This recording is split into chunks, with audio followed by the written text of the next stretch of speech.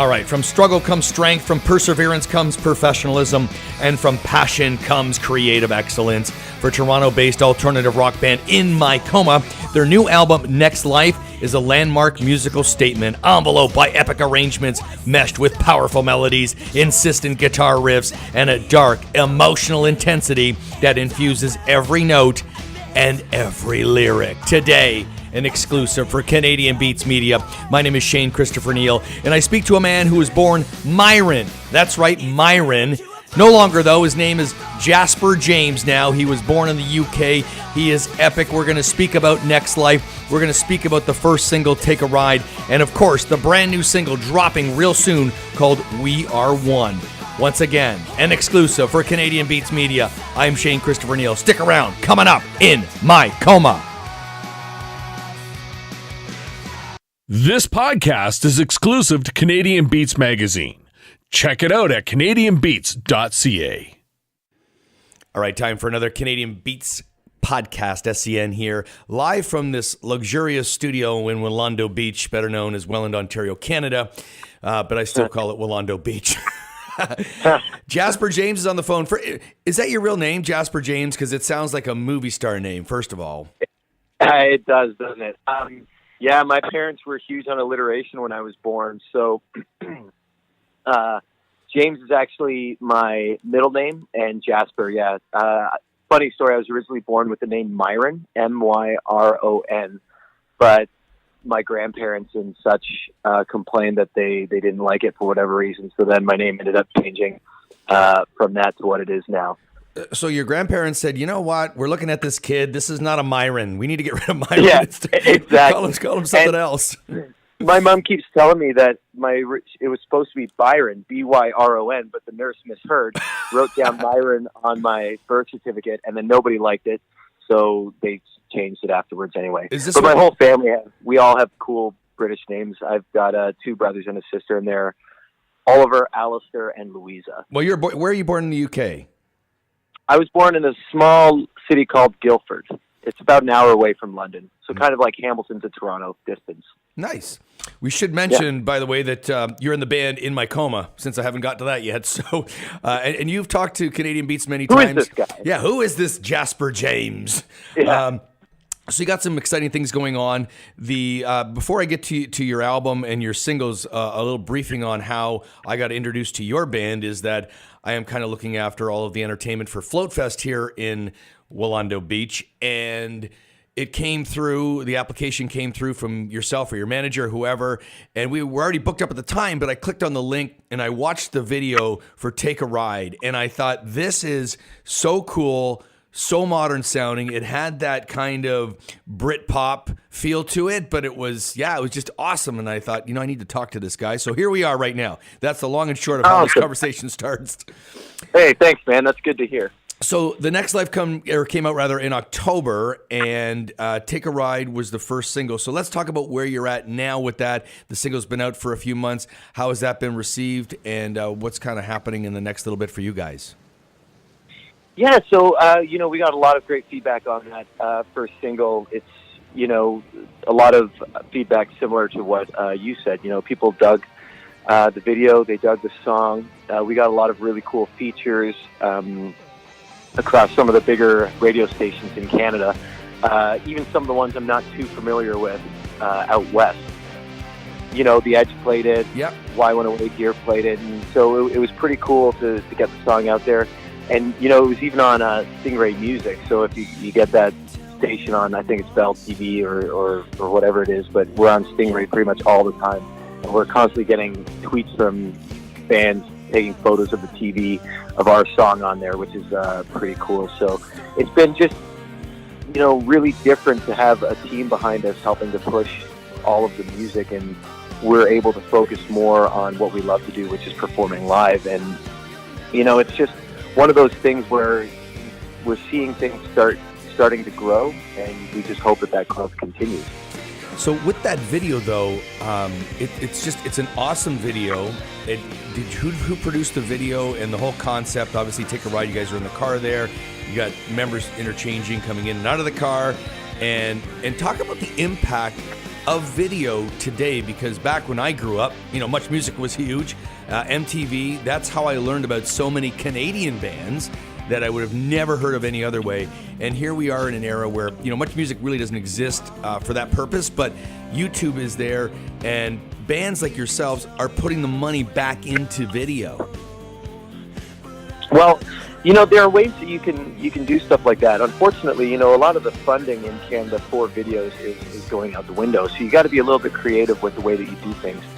And I've always been sort of a 360 guy, where I know that music isn't just music. You need to be good at so many other things. And so, I don't know, 5 or 6 years ago, I kind of invested in video editing software and stuff like that, because I wanted to get to know how to do that stuff, whether it was making just a simple lyric video or going from there. And it was a really, really wise investment on my part, because all of these videos that we're doing, we're able to make things that look really professional, but we spend next to no money on any of these things, so we're able to focus on putting the money where it's going to have more of an impact, and we can take a lot of that stuff in-house and do it ourselves. So the video for Take a Ride, I pretty much produced that video myself, and we set up the camera, we set up the green screen. I'm from a British family, so whenever you're from a British family, your dad likely has a car he loves more than his children. So we went there, and he's got this cool old Bentley that doesn't run anymore, but it was perfect for the video, having the wheel on the right side and things like that. It gave it a nice classic feel to put into space. And, it's just a lot of fun stuff. You can play with effects, and next thing we know, we're in space, and it's just a cool complementary video to the song. It reminded me, when I saw it, it was old, but it was current, if that makes any sense. And I thought, this is awesome. And let's talk about your band before we get to the release of a new single. But and you were a 3-piece, right? And then you added a fourth person, is that right, in 2015? Yeah, so, we worked pretty hard. We ended up getting the Jury Factor sound recording grant, right? And that helped fund our album. And we managed to get on a couple opening slots for the band Moist, huge band from the 90s. Yeah. We might be playing some more shows with them this summer. I just can't technically announce it yet, but there will be some announcements coming, in the next little while. But so we got along really well with their guitarist, Mark McAway, who decided to, he was on board to produce the album.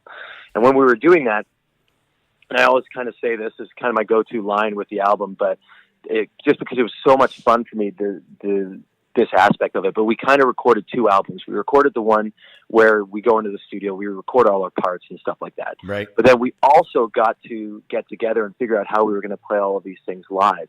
And it was in that process that we decided, you know what, we need a fourth member. We need somebody that can do all of these synths and keyboard sounds, because we were playing to a track.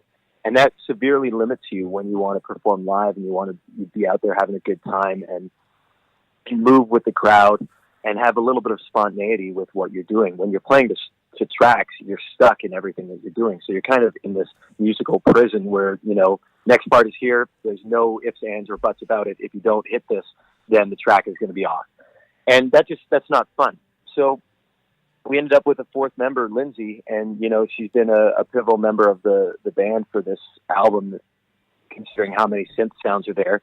And, I wrote some of the synth parts, but then she's just so cool at finding ways to weave in and out with other parts and things like that. So that was amazing, and it really, really opened up our live show. So we can have so much more fun on stage, and that's what you really need for a live show, is that connection with the audience. And you can't really have that if you're buckled down by a script, Right. And this really opened that up, and we've been having a blast ever since. As soon as we did that, our live shows went up to another level. It was just one of those things that, just seemed to click pretty easily with us. Yeah, because would you not say the live show today, because let's face it, when it comes to buying music, trying to sell your music, it's a tough game.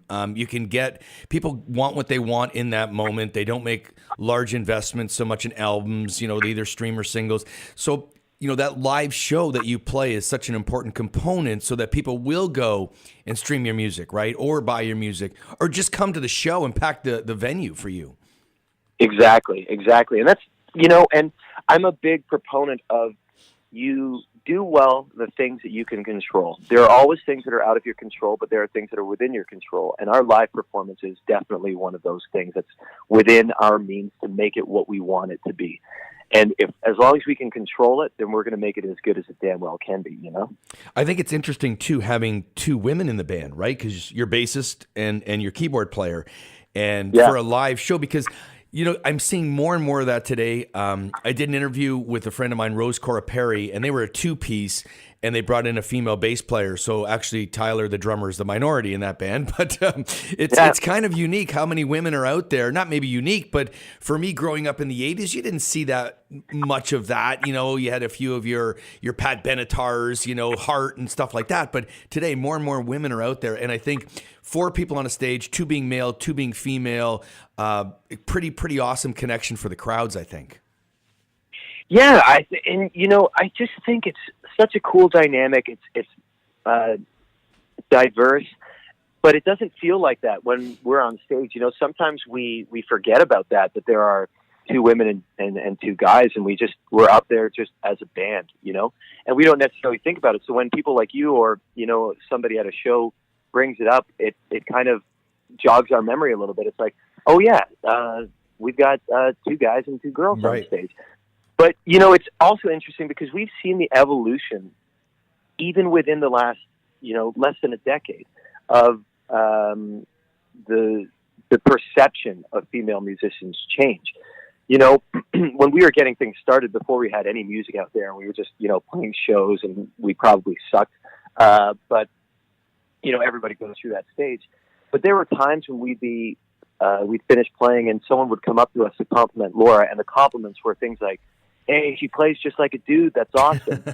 But we don't hear anything like that anymore. Right. Now people just come up and they're like, "You're a kick-ass bassist." Right. Or people come up to Lindsay, they're like, "You're really awesome." And there's no more of that sort of undertone or that gender undertone anymore. Now it's just an appreciation for the music without any of that subtext, which is really interesting because it definitely was not like that when we first started playing shows. Everyone would always think Laura was just, just the girlfriend of a member of the band, that she wasn't in the band and things like that. But that whole perception has just seemed to fade away. And I go to a ton of indie shows, and there's so many bands with females. It's great to see. The vibe is good. Girls bring guys out. You know what I mean? Guys bring girls. That whole vibe is really awesome. Let's get to your new single that's going to be out in April, I guess now. Yes. So let's talk about that. Okay. Yeah. So it's a song called "We Are One." And this is one of the songs I had written before we'd even landed Mark as a producer or anything like that. And this song, it was so simple. It was sitting on my computer for about a year. I hadn't written any lyrics to it, but I had a melody to it. And one day I'm just sitting with our drummer, and we're going through a lot of the demos, trying to figure out, what's workable, what's not.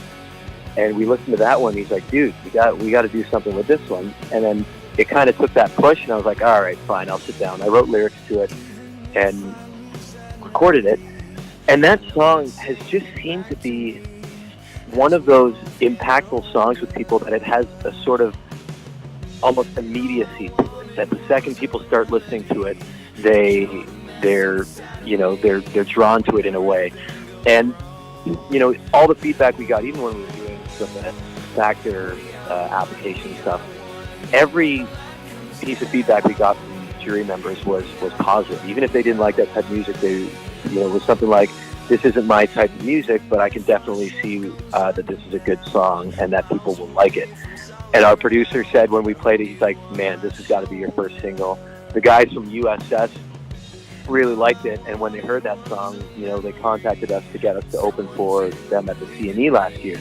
So it was just one of these songs that just seems to get people. And I don't know if it's because the lyrics are very embracive. It's "We are one, even when the light comes down."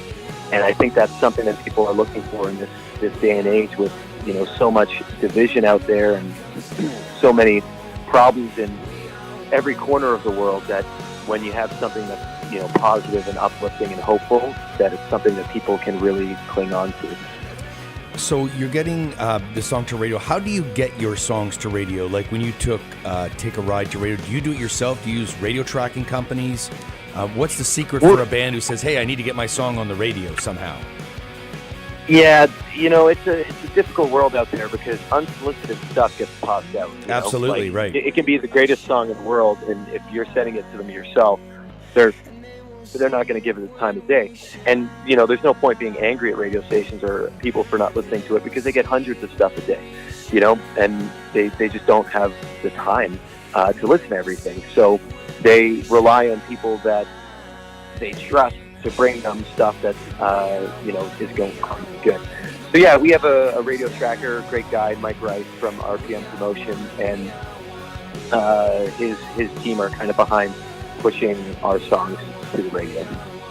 To the radio. That sounded very old school. to the radio. 9-year-old man with a to the radio. Have you heard of this YouTube? Are you on the Facebook? Anyway. Yeah. The book page, yeah. Yeah, so the song's going to radio in April, and so what are your plans in the summer? Probably some tours by the sounds of it, and where will that take you? Like across the country? Will you go down to the U.S.? What do you think is going to happen this year as far as touring? Well, right now, yeah, it's definitely going to be a Canadian focus for now. What we're basically doing is we're growing markets. So we'll tour. We did 4 or 5 shows in February, sort of in a local circle, all places you can reach on the 401.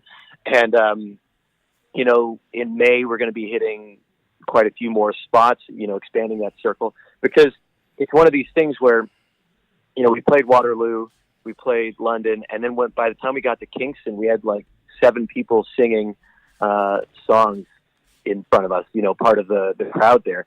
And that's not something we're used to. So, we're seeing this growth, which is just pretty amazing. So the next time we go out in May, we'll be, traveling a little bit further, expanding our horizons. And then we got some cool announcements for later in the summer, some bigger shows to announce. But I can't do it yet, unfortunately. That's okay.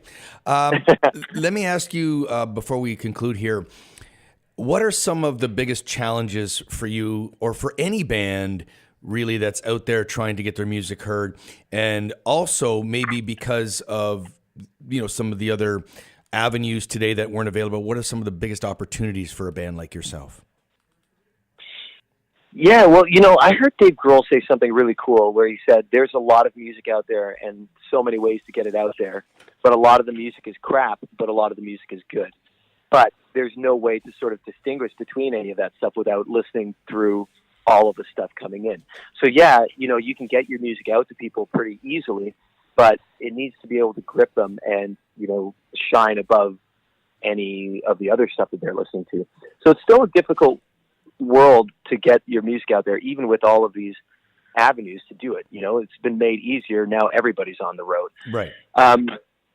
But I would say one of the biggest challenges is that being in a band is very much hurry up and wait. So you get a lot of these shows booked and things like that, but then there's also a lot of downtime where you got to keep yourself busy. Otherwise you can start getting demoralized as to, why things aren't happening. And I think that's the thing. I'm kind of a go get 'em kind of guy. So I like to always be moving and doing stuff, which is why being able to work on videos is good for me, because when we have some downtime and we're not playing shows, I've got other things that I can focus on to use my time, Yeah, because no matter what you're doing today, it's easy to get sidetracked and it's easy to get depressed because you want to get somewhere and you want to get there as quick as you can, and you realize it's a process. So keeping focused and, like you said, doing things that occupy your time, and keeping that positive attitude's got to be a big part of, trying to get you to the next level. What are your goals at the end of all this? Is it to win a Juno? Is it to tour the world? Well, yeah, and just to go back on something you said quickly, just because I think it's a really important point. When we were getting ready to record this second album, everybody has their ups and downs. We recorded our first album. We had to push it, pretty much entirely ourselves. And when we were getting ready for this second album, we kind of huddled together and said to ourselves, if this isn't fun, then it's not worth doing. Everything we do, we're going to go in and we're going to have a good time, which is sometimes easier said than done. But, you know, we kind of held ourselves to that mantra. And once we were having that much fun, the live show got better. Things started to click for us. And we just went into every situation with a positive attitude. We've played shows to 2 people before. You know, we've played shows to 5,000 people. There's one that's obviously a lot more fun than the other. But when you go there, you're going for yourself because you're doing something that you find fun, and you have to keep that mentality all the time. So, as far as goals, I mean, man, I would love to play for a living and just tour and have people respond to music and just appreciate it. I think on a micro level, one of my goals is to one day be able to just, you know, leave the microphone and have the crowd sing along with me. I think that's what I want. That's my little dream right there. Absolutely. I was at a Bon Jovi concert, which everybody knows Bon Jovi, and just when you don't have to sing one lyric and Living on a Prayer, and you know, 14,000 people are singing it, I can't imagine the power that gives you as a songwriter, as a person, you know. So, but I wish you all the luck. I think you guys are amazing. The band is In My Coma. The album is called Next Life. Look out for We Are One, which is going to hit the radio. His name is Myron, but it's not really Myron. It's Jasper James. So I appreciate you. All right, Shane. Hey, thank you very much, man. Anytime, man. Thanks for listening to this podcast. Visit Shane on Facebook at Shane C. Neal Media Personality. On Instagram at ShaneCNeal.com.